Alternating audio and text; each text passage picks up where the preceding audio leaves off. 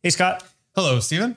So we are going to get into one of our health checks. Sure. This one's on Sitefinity, and who better to talk to than an MVP of Sitefinity? So I just want to ask you, based on our health check, what's the real value proposition for the Sitefinity health check? Good question. I will say in a nutshell, it is to give you the confidence and clarity to know that your infrastructure is going to be able to underwrite all the other sort of digital communications objectives that you might have.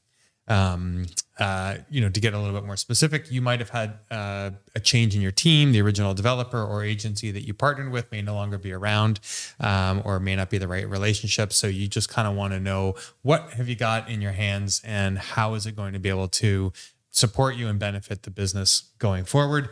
And then sometimes it's just been so long, or there's too many other integrations, or you've actually had a lot of sort of hands in the cookie jar. And so we will come in and take a look at the infrastructure, take a look at the site, take a look at integrations, and help you get some clarity on whether or not what you have is going to serve you well for the foreseeable future, or whether or not you need to make some changes. And if you do, what are the right changes to make? What are the priorities? And we'll do that all in the context of your business as we sort of go through our sort of assessment of best practices. I love it. That's the most elegant way to say we know best practices and we are experts. I will say that there are all kinds of documentation from Sitefinity about sort of system requirements and how to configure it. And there's even how to tune it for best performance. And a lot of what we do is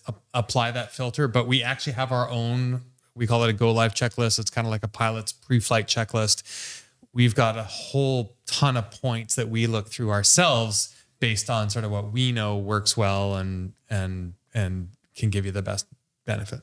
And that's based on the 40 plus projects. Indeed. There you go. Well, thank you. All right. Yep. So good to know. Let us know if that will help you in your environment. Have a good day. Thanks, everybody.